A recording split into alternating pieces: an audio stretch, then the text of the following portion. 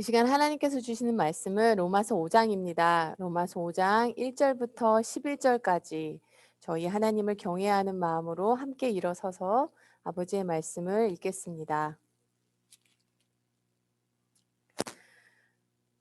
그러므로 우리가 믿음으로 의롭다 하심을 받았으니 우리 주 예수 그리스도로 말미암아 하나님과 화평을 누리자. 또한 그로 말미암아 우리가 믿음으로 서 있는 이 은혜에 들어감을 얻었으며 하나님의 영광을 바라고 즐거워하느니라. 다만 이뿐 아니라 우리가 환난 중에도 즐거워하나니 이는 환난은 인내를, 인내는 연단을, 연단은 소망을 이루는 줄 알미로다. 소망이 우리를 부끄럽게 하지 아니함은 우리에게 주신 성령으로 말미암아 하나님의 사랑이 우리 마음에 부은 바 됨이니 우리가 아직 연약할 때 기약대로 그리스도께서 경건하지 않은 자를 위하여 죽으셨도다. 의인을 위하여 죽는 자가 쉽지 않고 선인을 위하여 용감히 죽는 자가 혹 있거니와 우리가 아직 죄인 되었을 때 그리스도께서 우리를 위하여 죽으심으로 하나님께서 우리에 대한 자기의 사랑을 확증하셨느니라. 그러면 이제 우리가 그의 피로 말미암아 의롭다 하심을 받았으니 더욱 그로 말미암아 진노하심에서 구원을 받을 것이니 곧 우리가 원수 되었을 때 그의 아들의 죽으심으로 말미암아 하나님과 화목하게 되었는즉 화목하게 된 자로서는 더욱 그의 살아나심으로 말미암아 구원을 받을 것이니라. 그뿐 아니라 이제 우리로 화목하게 하신 우리 주 예수 그리스도로 말미암아 하나님 안에서 또한 즐거워하니라. 푸른 마르고 꽃은 시드나 하나님의 말씀은 영원히 서리라. 자리에 앉으셔도 기도하겠습니다. 성령님이 계시기에 이 자리에 이렇게 예배드릴 수 있고 이 자리에 이렇게 서서 하나님의 말씀을 전할 수 있습니다. 성령님, 우리 안에 하나님의 사랑을 부어주사 십자가로 보여주신 십자가 죽음으로 보여주신 하나님의 그 구구절절한 그 사랑을 우리에게 부어 주옵소서. 죄인을 향한 하나님의 사랑에 눈을 띄게 하시고 하나님 오늘 주님의 말씀에 본문에 충실하게 하시고 사람의 생각이 아니라 아버지의 말씀만 선포되게 하옵소서. 성령님 운행하여 주사 우리 안의 목소리는 잠잠케 하시고 오직 성령의 음성만 듣게 하여 주옵소서. 예수님의 이름으로 기도드립니다. 아멘. 한 마을, 요즘에 호랑이 출연 얘기가 많이 나오죠. 한 마을에 똑똑이와 똘똘이가 살았다고 합니다. 똑똑이는요, 전교 1등하는 엄청난 우등생 학생이었대요. 똑똑이가 아주 공부를 잘하는 반면에 똘똘이는 그 동네에 아주 소문난 개구장이었고 말썽꾸러기였다고 합니다. 하루는 이 두 아이가 산에 올라갔대요. 산에 놀러 올라갔는데 호랑이를 만났다고 합니다. 똑똑이는 호랑이를 본 순간 똑똑한 머리로 계산을 합니다. 호랑이가 250m 밖에 있다. 호랑이는 시속 50km로 달린다. 그러니 이곳까지 17초 정도 걸릴 것이다. 그 다음엔 죽는다. 이렇게 계산을 하고 있는데 옆에 있던 똘똘이가 갑자기 운동화 끈을 질끗 동여매는 것입니다. 그걸 본 똑똑이가 똘똘이에게 하는 말이 야, 이 멍청한 녀석아, 내가 뛰어봤자 벼룩이지 어떻게 호랑이보다 빠르게 뛸 수 있겠니? 그랬답니다. 그랬더니 똘똘이가 씩 웃으면서 하는 말이 아니야, 나는 너보다 빨리 뛰기만 하면 되거든. 세상에는 똑똑한 사람과 똘똘한 사람이 있습니다. 곧 지식이 많은 사람과 지혜가 있는 사람이 있다는 말이죠. 검색을 해보니까요. 지식은 교육이나 학습을 통해 얻어지는 정보를 말한다고 합니다. 반면에 지혜는 도리나 선악을 분별하는 마음이라는 거예요.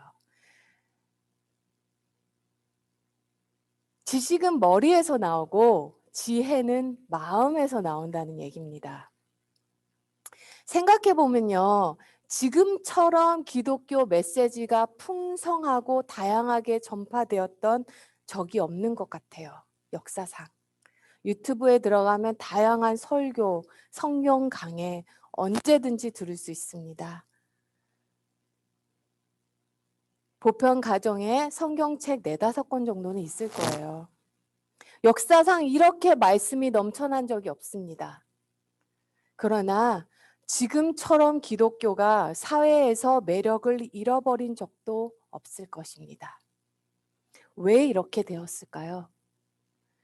이유는요, 예수님에 대한 지식을 지식으로만 알고 있기 때문이에요. 교리로만 알고 있기 때문입니다. 믿음은 지식에 있는 것도 아니고 말에 있는 것도 아닙니다. 믿음은 삶에 있어요. 제가 신학교를 들어갈 때요, 입학 인터뷰에서 이런 질문을 받았습니다. 질문은 바로 예수님의 십자가의 복음이 당신의 삶에서 무엇을 의미합니까? 네, 성도님들께 여쭤볼게요. 예수님의 십자가의 복음이 성도님의 삶에서 무엇을 의미합니까? 저는 이렇게 대답을 했습니다.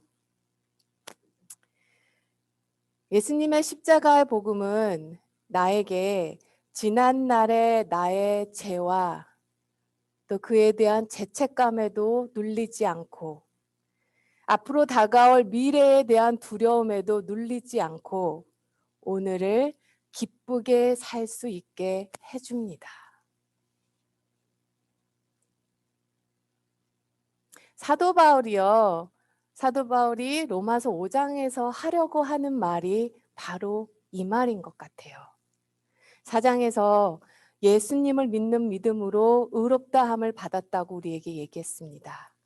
이제 5장에서요. 과연 예수님을 믿는 믿음으로 의롭다함을 받은 사람들의 삶 속에서는 무슨 변화가 일어나느냐를 말하고 있어요. 삶 속에서 이렇게 일어난다고 합니다. 크게 3가지를 볼 수 있는데요. 첫 번째는 예수님을 믿으면 하나님과 평화하게 되고 화해하게 됩니다. 저희가 1절을 보면요. 되게 놀라운 말이 하나 있어요. 그러므로 우리가 믿음으로 의롭다 하심을 받았으니 우리 주 예수 그리스도 말미암아 하나님과 화평을 누리자. 누리라는 거예요. 하나님과의 화평을. 이미 받은 화평을 누리라는 겁니다. 하나님과 화해했다는 말은요, 곧 그전에는 하나님과 싸웠다는 말이에요. 하나님과 적대 관계였다는 거죠. 같은 영토에 두 세력이 서로 통치권을 주장할 때 싸우죠. 우리 마음이 그렇다는 거예요. 우리는 우리 마음대로 살고 싶어 합니다. 그러나 하나님께서는 우리 마음의 주인 되기 원하세요.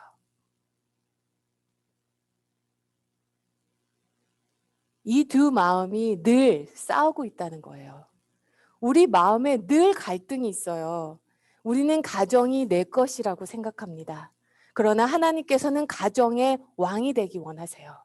우리는 자녀들이요 내 것이라고 생각해요. 자녀가 내게 붙어 있는 내 포도나무 가지라고 생각을 해요. 근데 하나님은 너 자녀가 내 거라고 하십니다. 내 나무에 붙어 있는 내 가지야. 내 거야. 나에게 맡기라고 합니다. 마음에요. 두 나라가 있으면 두 개의 통치권이 싸우고 있다면 가정에서 일터에서 어떻게 편안하고 행복할 수 있겠습니까? 그런 우리가 예수 그리스도를 믿음으로 말미암아 하나님과 화해하게 된 것입니다. 예수님을 영접하고 항상 주님을 바라보고 살게 되면요. 우리 삶에 어떻게 되냐면요. 주님이 주님 되심이 분명해져요. 누가 내 삶의 주인인지 분명해진다는 거예요. 예수님이 내 삶의 주인 되신다는 것입니다. 주인이 한 명이 되는 거예요. 한 사람이, 한 분이 통치하는 나라, 그게 내 마음이라는 것입니다. 두 번째는요, 예수 그리스도로 믿음으로 은혜에 들어감을 얻었다고 합니다. 영어 성경이요, 원어의 뜻을 더 잘 표현하고 있어요. 영어 성경에는요, 예수 그리스도를 믿음으로 we have gained access.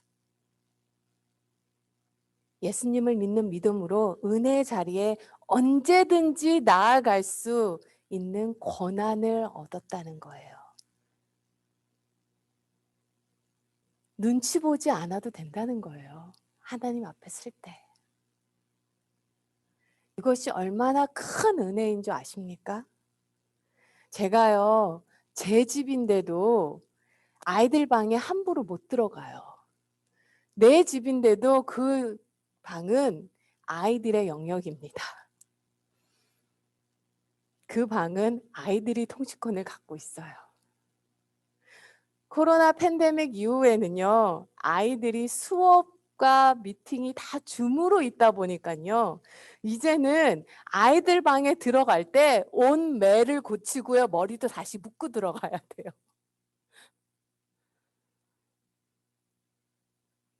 그런데 하나님 앞에 나아갈 때 이런 걱정 없이 나아갈 수 있다는 거예요. 하나님 보시기에 내가 너무 형편없는 것은 아닌지, 내 죄는 제대로 닦여져 있는지, 나도 내가 한심할 때가 있는데, 나도 내가 스스로가 정말 싫을 때가 있는데, 실망할 때가 있는데, 하나님 나에게 실망하셨으면 어떡하지? 그런 걱정할 필요 없다는 거예요. 있는 그대로 언제든지 나가도 하나님은 야, 너 안 되겠다. 야, 너 가망 없다. 이제 나 포기해야 되겠다, 너. 이렇게 하지 않으신다는 거예요.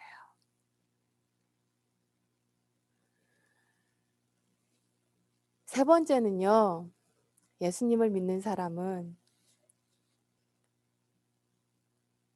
예수님을 믿는 믿음으로 의롭다 여김을 받은 사람은요, 환난 중에도 즐거워합니다.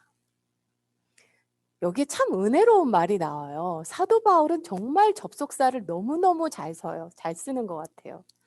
사도 바울이 로마서를 직접 쓴 게 아니고요. 사도 바울은 이렇게 얘기를 하면 여기서 옆에 있는 서기관이 막 받아 적는 거거든요. 그러니까 사도 바울이 이러는 거예요. 하나님과 화평을 누리는 거, 주님이 저의 주님 되시는 거, 삶의 주님 되시는 거, 그리고 하나님의 은혜 자리에 언제든지 네가 어떤 모습으로도 나타날 수 있다는 거, 나올 수 있다는 거. 그리고 이것뿐만 아니라 그뿐만 아니라 환난 중에도 즐거워할 수 있다는 겁니다. 이게 정말 놀라운 일이에요. 예수님 믿는 사람만 이렇게 살 수 있습니다. 예수 믿는 사람의 가장 큰 변화가 환난 중에 즐거워하는 것입니다. 즐거워할 수 있다는 거예요. 이 말은요, 고난 그 자체가 즐겁다는 게 아닙니다. 고난, 고통을 좋아하는 사람이 어디 있겠어요. 한국말에 고난, 고통을 좋아하는 사람을 정말 잘 표현하는 말이 있죠. 단어 하나. 변태. 변태가 아니란 얘기예요. 환난 중에 즐거워할 수 있다는 그것은 좋은 결과물을 이루고 있다는 것을 알고 있기 때문에 가능한 거죠. 제가 목사 안수를 받을 때 많은 분들이 축하해 주셨어요. 그런데 저는 목사 안수 받는 그 날에 마음의 부담감이 너무 심하더라고요. 주변의 목사님들은 말씀하시기를 이제 넘을 수 없는 강을 넘고 말구나.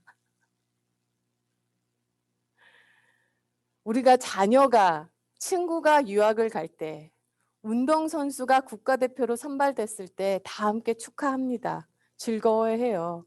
그런데 왕수영재님, 유학 가서 공부하는 게 쉬운가요?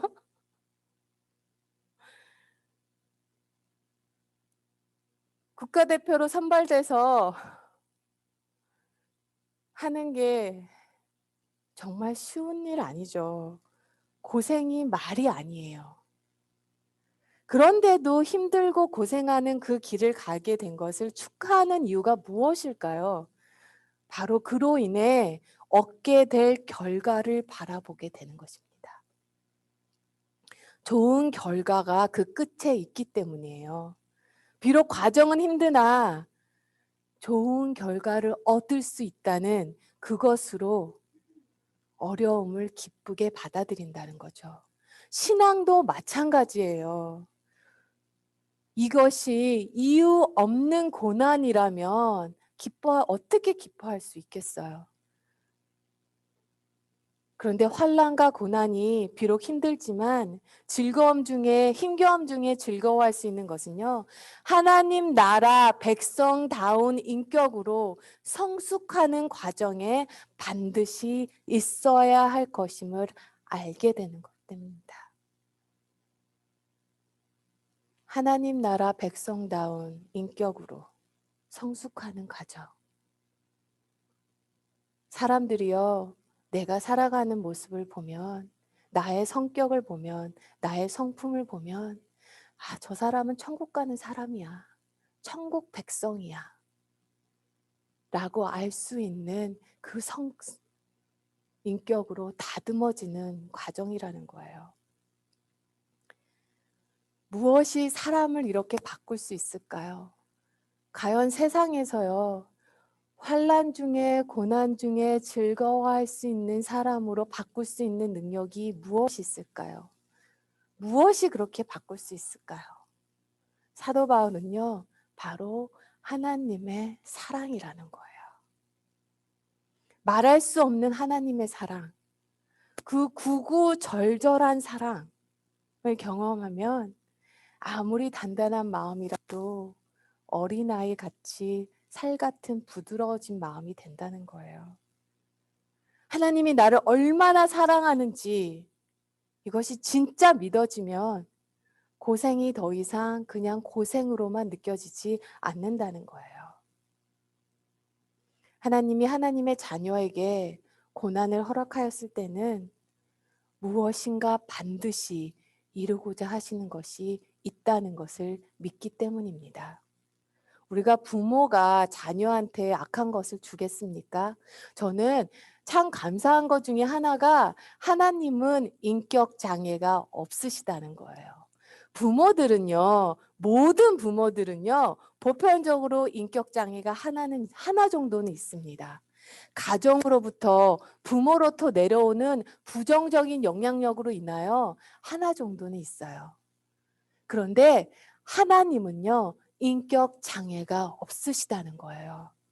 그런 인격 장애가 없으시는 하나님, 아버지가 자식에게 유익하지 않는 것을 주실 리가 없다는 것을 믿는 사람만이 환난 중에도 즐거워할 수 있습니다.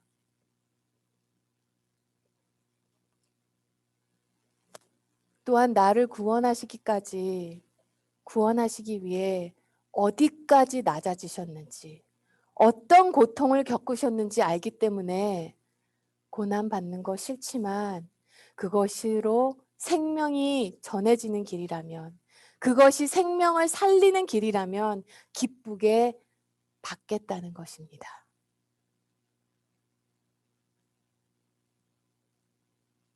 하나님의 사랑을요, 진짜 경험한 자는요, 생명 전하는 길, 생명 살리는 길, 그 길이 아무리 고난스럽더라도 하나님 함께 가겠다는 거예요. 오늘 함께 부른 찬송가 가사처럼. 근데 이 고백은 성령님이 하시게 하는 고백입니다. 사람의 힘으로 할 수 없어요. 그런데 예수님을 믿으면 이 놀라운 일이 우리 안에서 이루어집니다. 성령님께서 우리 안에서 하나님의 사랑을 부어주세요. 사람들이 사도 바울에 묻습니다. 사도 바울에게 묻기를요. 하나님이 마지막에 가서 우리를 버리시지 않으실 거라는 걸 어떻게 아니? 하나님이 우리를 안 버리실 거라는 증거가 어디 있냐고 사도 바울에게 물어요. 사도 바울이 대답합니다. 6절 말씀, 우리가 아직 연약할 때, 8절 말씀, 우리가 아직 죄인 되었을 때, 10절 말씀, 우리가 원수 되었을 때, 그리스도께서 우리를 위해 십자가에 죽으심으로 하나님께서 우리에 대한 자기의 사랑을 확증하셨다는 거예요. 우리가 약할 때, 죄인 되었을 때, 원수 되었을 때도 우리를 위해 하나님 하나밖에 없는 아들을 내 생명을 내어주셨는데 지금 우리가 하나님과 화평한 상태인데 화평한 재하인데 왜 우리를 버리시겠냐예요. 내가 최악이었을 때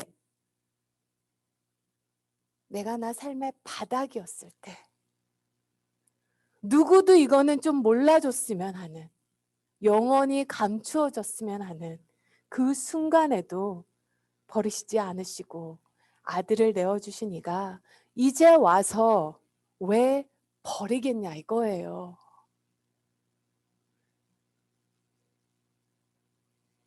사랑하는 성도 여러분, 왜 하나님께서 독생자 아들 예수님을 십자가에서 죽으심으로 우리를 향한 하나님의 사랑을 증명하셨을까요?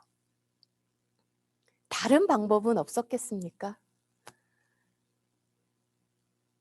예수님께서 겟셋마니 동상에서 아버지, 혹 다른 길이 있으시다면 이 잔을 비켜주소서. 정말 하나님은 다른 길이 없으셨을까요? 우리에게 하나님의 사랑을 확증하는. 아빠가 어린 아이에게 묻습니다. 아들, 아빠 얼마만큼 사랑해? 그러니까 아이가 아빠 이만큼 사랑해요. 그래요. 그러니까 아빠가 그만큼? 그러니까 아이가요 한참 생각을 하다가 아빠 나는 아빠를 하늘만큼 땅만큼 사랑해. 그래요. 아이가 아빠를 하늘만큼 땅만큼 사랑한다는 말은요. 이 어린아이의 관념에서 가장 큰 것이 바로 하늘만큼 땅만큼이라는 거예요. 그래서 그거에 빗대서 그렇게 얘기한 거죠. 하나님이 독생자 아들을요. 십자가에 죽게 하시는 아마도 사람의 관념으로 가장 큰 사랑, 가장 큰 고통이 곧 자식을 죽음으로 내어주는 아버지의 사랑이지 않을까 싶어요.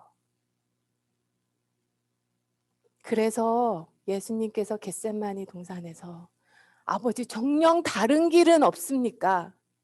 정말 다른 길은 없습니까? 주님 이 길밖에 없습니까? 할 때 하나님께서 침묵하신 거예요. 그 길밖에 없어.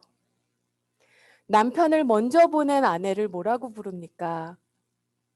과부라 부릅니다. 아내를 먼저 보낸 남편은 호랍이라고 부르죠. 부모를 먼저 보낸 자녀를 뭐라고 부릅니까? 고아라고 부릅니다. 그러면 자녀를 먼저 보낸 부모는 뭐라고 부르죠? 없어요. 단어가 없어요. 그 말할 수 없는 그 아픔을 표현할 단어를 찾을 수가 없는 거예요.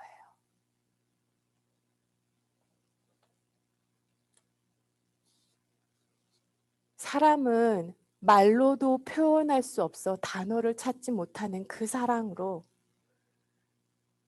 하나님은 하나님의 사랑을 증명하셨어요. 우리는 자꾸 하나님이 나를 사랑하셔. 하나님 나와 함께 하셔를 기도 응답 받고 문제 해결 받는 걸로 판단하려는 경향이 있습니다. 물론 그렇게 해주실 때도 있어요. 특히 신앙생활의 초기 단계에서는요, 사업이 안 되거나 돈이 필요할 때 하나님 렌트비 좀 주세요. 그러면 하나님 기도 응답해 주세요. 하나님에게는 그럴 만한 여유가 있으세요. 그런데요, 기도 응답 받는 것으로 자꾸 하나님의 사랑을 판단하니까요, 열심히 신앙생활 했더니 하나님이 나에게 복을 주셨다. 내가 정말 하나님 잘 믿었더니 우리 아이들이 참 잘 됐어. 좋은 학교 갔고 성공했어. 이렇게 자꾸 생각하게 되는 거예요. 자꾸 상황으로 하나님의 사랑을 판단하려고 합니다. 그러다 보니까요, 잘 되면 하나님 나를 사랑하시는 것 같고, 잘 안 풀리면 하나님 나를 사랑하시지 않는 것 같은 느낌이 드는 거예요. 그러나 우리가 가난해도 실패해도 환난을 당해도 하나님이 나를 사랑하신다는 확실한 증거는요, 하나예요. 십자가. 바로 그 십자가 사랑 하나라는 거예요. 독생자 아들을 내어주시기까지 한 그 사랑하신 그 사랑, 그 하나님의 사랑을요, 교리로만 알면 안 됩니다.